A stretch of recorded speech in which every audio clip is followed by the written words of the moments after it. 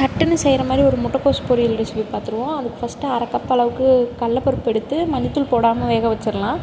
இன்னொரு பக்கம் கடாயில் எண்ணெய் ஒரு 2 டேபிள் ஸ்பூன் விட்டுட்டு கடுகு கடலப்பருப்பு போட்டு பொரியட்டும். பொரிஞ்சதும் கருவேப்பிலை, கொஞ்சம் சின்ன வெங்காயம் சேர்த்துக்கலாம். சேர்த்து நல்லா வதக்கிட்டு ஒரு பச்சை மிளகா 2ஆக கீறி சேர்த்துக்கலாம். இது நல்லா வதங்கட்டும். இது கூடவே நம்ம முட்டைக்கோஸ் தேவையான அளவு எடுத்து பொடி பொடியாக கட் பண்ணி சேர்த்துக்கலாம். இது எல்லாத்தையும் நல்லா கலந்து விடணும்.